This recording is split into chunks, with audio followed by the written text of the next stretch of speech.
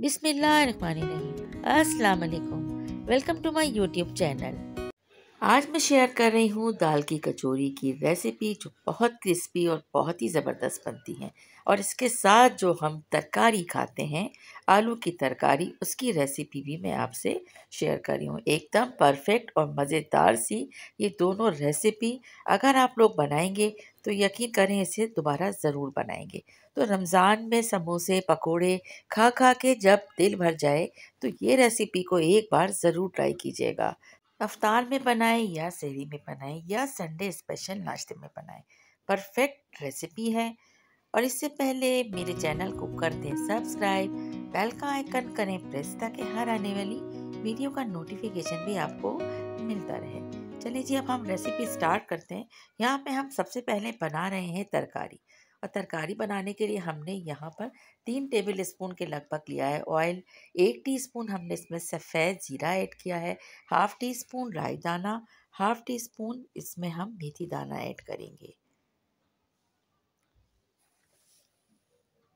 और इसके बाद जैसे ही इसकी हल्की सी खुशबू आती है, तब हम इसे हल्का सा मिक्स करेंगे और साथ साथ इसमें 1 टीस्पून के लगभग लहसुन अदरक का पेस्ट भी ऐड कर देंगे।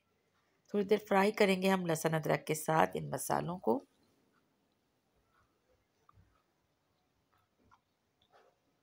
इसके बाद हमने यहाँ पर तकरीबन 3 बड़े साइज़ के आलूओं को बॉईल करके और रफली कट कर दिया था, वो ऐड कर लिया। साथ साथ इसमें 1 टीस्पून सॉल्ट, 1 टेबल स्पून लाल चिली फ्लेक्स, 1 टीस्पून हल्दी पाउडर और पानी ऐड करके इसको हम हल्का सा मिक्स करेंगे।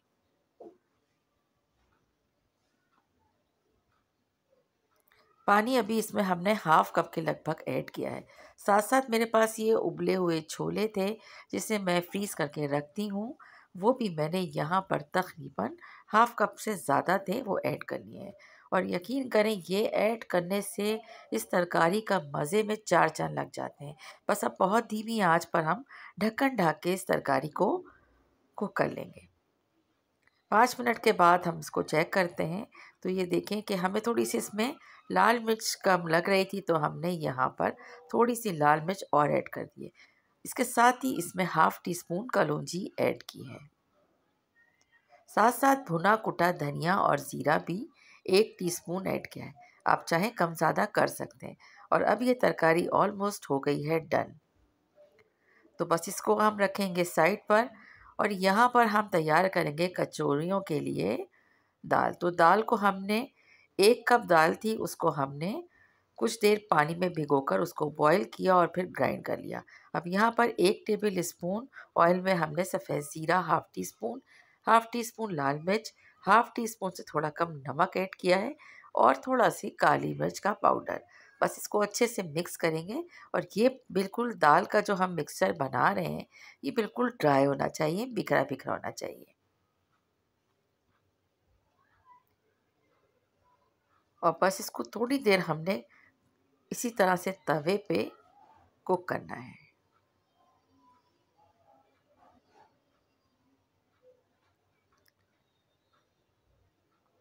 और ऑलमोस्ट अब ये डन है।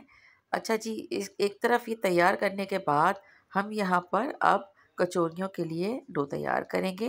तो यहाँ पर मैंने 1.5 कप के करीब मैदा लिया था और इसमें 1 टीस्पून के लगभग मैंने नमक और 2 टेबल स्पून इसमें घी ऐड करके इससे एक हार्ड सी डो तैयार कर लिए। मीडियम हार्ड डो तैयार करनी है।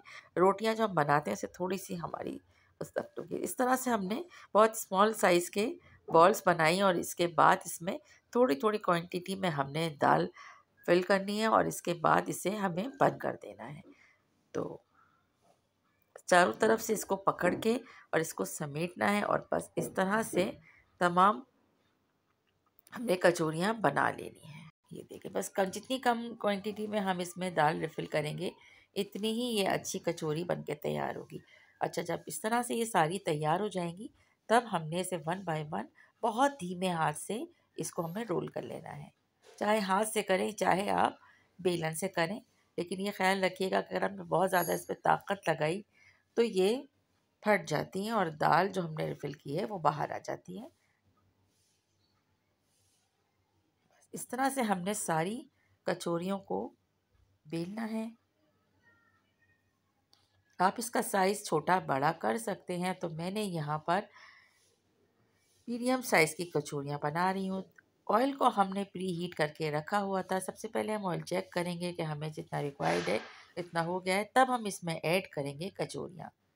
तो मैं ये फ्राई करने के लिए स्क्वायर फ्राई पैन यूज़ करती हूँ। उसमें बहुत अच्छी तरीके से हर चीज़ फ्राई होती है, तो मैं प्रेफर करती हूँ कि ये बहुत इजी है इसमें फ्राई करना। तो ज़्यादातर ये होता है कि मैं इसमें ही अपनी चीज़ों को फ्राई करने लगी हूँ।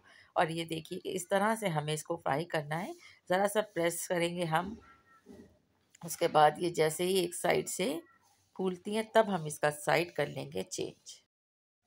कचौरियों को बनाकर फ्रीज़ भी किया जा सकता है, क्योंकि इसको जब फ्रीज़ करते हैं तो ये जब भी मूड हो इसे निकाल कर आप फ्राई कर सकते हैं। शाम की चाय के साथ भी इसे सर्व किया जा सकता है। और अफ्तार के लिए तो मैंने आपको बताया था कि ये है स्पेशल एक रेसिपी, समोसे पकौड़ों से दिल भरे, तो आप ये ट्राई कर लें। और मैं रमज़ान में 1 या 2 दफ़ा ये ज़रूर अपने इफ़्तार में शामिल करती हूँ। तो ये बहुत एंजॉय करते हैं सब घर वाले, बहुत अच्छा लगता है सबको, खाना कि एकदम चैन सा आ जाता है। तो जनाब अब ये तमाम कचौरियाँ भी हो गई हैं रेडी। फ़ाइनल आपको सर्विंग दिखाते हैं। मज़ेदार सी तरकारी और कचौरी क्रिस्पी सी गरम-गरम सर्व कीजिए, रेडी हैं। रेसिपी आपने देखी, आपको रेसिपी पसंद आई है तो इसको ज़रूर ट्राई कीजिएगा। इंशाल्लाह आप भी इतनी ही बेहतरीन कचौरी और ये तरकारी तैयार कर लेंगे। तो रेसिपी को देखने का बहुत बहुत शुक्रिया। रेसिपी पसंद आई है तो इसे ज़्यादा से ज़्यादा शेयर कीजिए। रेसिपी पे लाइक करना, कमेंट करना याद रखिएगा। Thanks for watching, take care, अल्लाह हाफ़िज़।